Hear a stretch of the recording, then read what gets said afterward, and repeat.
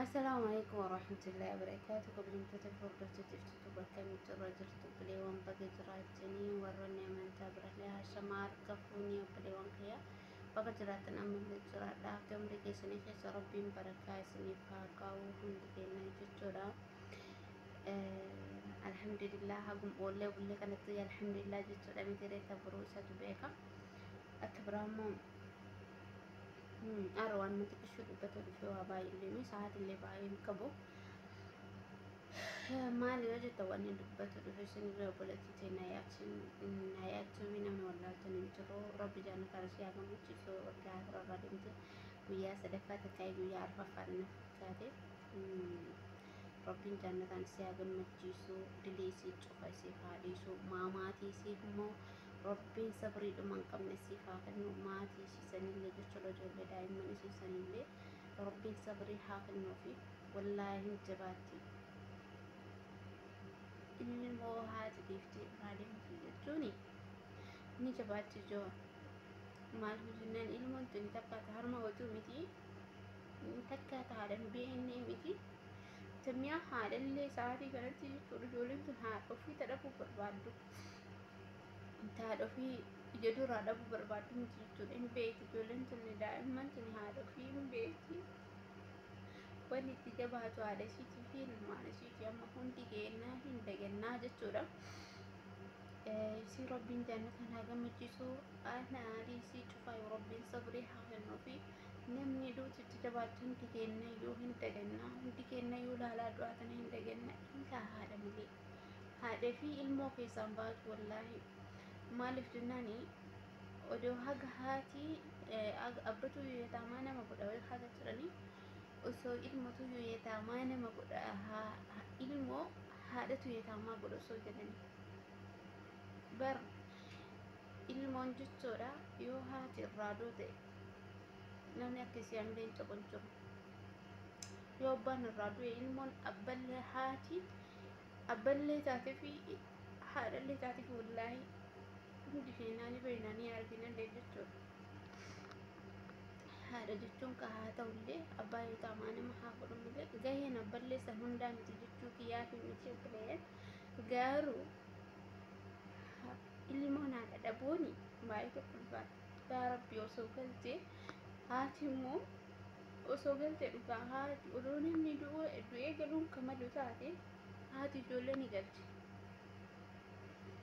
wanni takkaa isii irraa nambisu wanni takkallee haadhatani ilmoo ofii irraa nambisu maal malee du'a kana malee jechuudha.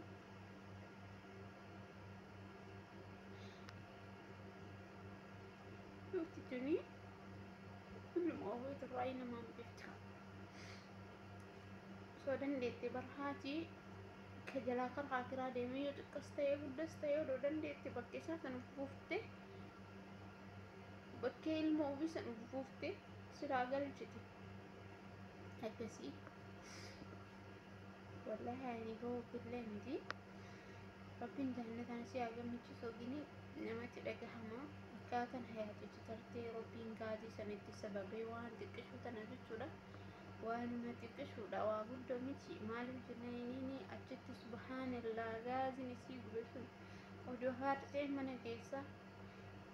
jiru qaamni isii subhaanallaa qaamatti qabate osoo madaabaraan jiru jechuudha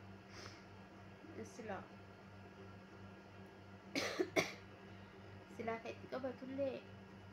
madaabara maafii harceessanii silaa ka irra caalaa gubatu wanni boba'ullee salphatullee sanuma garuu qadara rabbiiti rabbiin subhaanallaa meeshaa sana akkasitti mana keessa baase isii rabbiin sababaa itti godhe fudhate jechuudha nufseesi qadaruma isiitii guyyama gara haadhaa san guyyama dhibba afurtama san gara haadhatitti rabbiin kana isii katabee qadara rabbiin isii katabe jechuudha wanni godhan hin jiru hundi keenya yoo qadara keenya hin beeknu akkamisin jetti qadara ofii osoo qadara ofii namni qabeeku taate takka guyyaa du'aa tana namni osoo qabeeku taate rafnu hin bullu hin nyaannu hin dhuynu nutti hin dhiisu jechuudha rabbiin waa beekaa guyyaa du'aa kan nu jalaa dhokse waa beekayii rabbiin jechuudha guyyaa du'aa kana hunda keenyattu banii aadam kana cufaayyuu jalaa dhoysa jechuudha. Kabajuu odullee guyyaa ofii hin beeku bara umrii madheeradheetuma mataa jira hin beeku guyyaa ofii hundi keenyayyuu guyyaa keenya hin beeknu odoo guyyaa keenya beekne nama tokko yaannu illaa nafsii keenya fi akiraa malee jechuudha. Nafsii keenya fi akiraa qofaa yaanna sira osoo guyyaa keenya beeknu. Naafu guyyaa keenya hin beeknu ayaatu rabbiin sababa ibidda sanitti godhee nafsee isii baasee ibidda sanillee silaa osoo guyyaan isii gahuu baatee hin baatu gini guyyaa isii tobaheeyyi rabbiin akkasitti nafsee isii haala sokan isaa kanneen nutti dabarse rabbi jaannataan isii haa gammachiisu addunyaatti isii gubee akiratti isii gubini rabbiin didii isii cufaayyuu haa dhiisuufi akka biraammoo akka biraammoo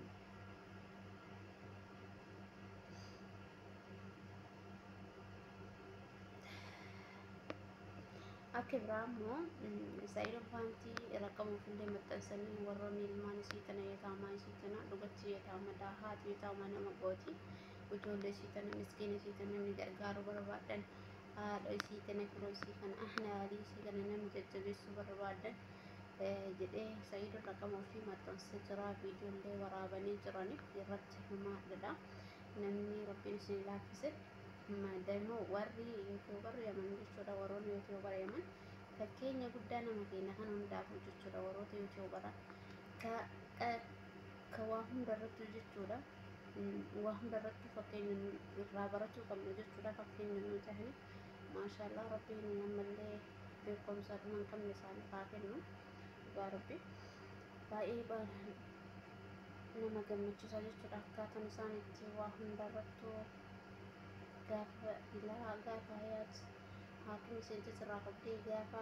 nafseen isii baaterra guyyaa tokko walaa sayidii walaa gayra namni tokko fiidiyoo walaabeen jiru haga nu hiitu jechuudha. Rabbiin kaa hunda isaaniitu nama mara dhabee hayaatiin rabbiin cufu isaaniitiif safarii isaanii kaafanna akkasitti namni wallaalalleen beekaa tokkorraa baratuu hin danda'a. Akkasitti waa baay'ee irraa barannaa jechuudha Saayidoo faallee akkasitti jajjabaadhaa wal jajjabeessaa saamsa kiyya keessa lammaffaa immoo akkuma Saayidoo faantichitti dhugaa rabbii gaazii kuni keessattuu nu warri kushinaa keessa dalanii jechuudha ijoollee warra mana madaamii dalaydanii tolchaa ofii ga'a gisee hedduu darbee jechuudha gaaziin kuni gisee waa irra kennee yoo jenne distiini gajjiguun mala bishaan irratti kaayidanfee waan cufne seenee akkasuma dhiisnee biraa deemna rabbiin nu laaffisu malee rabbiin wallaahi ijoollee mana madaamii mana keenya kana hunda dalanii mana arabaa dalanii jechuudha hunda keenya yoo rabbiin tokkochi nu eege malee silaan inni nafsa ofii eegeen baasu garuu rabbii gaditti nullee of eegu qabnaa gaazii kana gisee dhaamsitan tolchaa of eeggannoo godhaa halkanis taananii gisee nyaata arabaa gootan yoo waa irraan cite tolfata akka daafniini akka cufame ilaala nafsee teenya yoo guyyaa rabbitti dabarse silaa hin ooltu guyyaa rabbitti dabarse siinuu silaa guyyaa kitaaba isii sanarran ooltu akkasii of eegaa obboleewwan kiyya waan addaaf waa baay'ee namoota hedduu mudate fakkeenyaaf maatima mana keenyaa kana keessaa hojjechuudha warroota obboleettiis kanaan dura kanatti sarraatanyaa lama nafseen dabarte jedhan maatima kana keessaa jechuudha maatimarra keenyaa kana keessa akkuma ammaa kun hayaatiin jedhan kenna wanti bira hin goone sarratanyaan gaazii shaayii irra keettee shaayii irra jiite achi boodan immoo biraa deemte yoo isiin deebitu yoo gaaziin yoo isiin bobeessu jettu hin dhukaa hin beekna hundi kenna yoo warroonni bishinaa keessa daa'inu gaazii afurri yaa'ee yoo jedhe hin dhukaa waan namni qabsiisu deemu akkasitti sarratanyaa san nafseen isii dabarsite waan isin ajaa'iba arabdoonni udah sarratanya dan sanihin boinitti eno dubbatan beeku kushiinaan jalaa gudden nafsin jaran libaate jechu sarratanya akkasi jarobben rabbiin waa'ee gobboleeyyan ta'uuf eegaa rabbiin isin haa laaffisu nu hunda keenyaaf rabbiin haa laaffisu mana arabaa warra dalagu kana cufaa jechuudha hin jabaata dubbii keessattuu warroonni akka anaa kanatti jechuudha kushiina illee xaqqamamtanii miidiyaa illee xaqqamamtan baay'ee ulfaataadha. Ofii gaayin ulfaata. Rabbiin nu haa eegu inshaalla. Nafsi ilma namaa namni eegeen baasu rabbiin tokkocha nama eega. Rabbiin nu haa eegu cufa kennayyuu cuqu biyya ormaa tanillee yaada muraada keenya nu guute rabbiin nu laaffise kara haadha fi abbaa keenyaatti rabbiin haa deebisu karaa biyya keenyaatti jechuudha. Jiruun biyya ormaa ulfaatudha.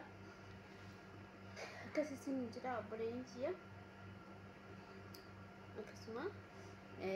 yoo haasaa kee keessatti kadhamuun gora jiraatu taate dhiifama naaf godhaa isiniin jecha obboleeyyiin turtii gaarii naaf jiraadha. Assalaamu alaikum warahmatullaahi wabarakaatuh. Turtii gaarii.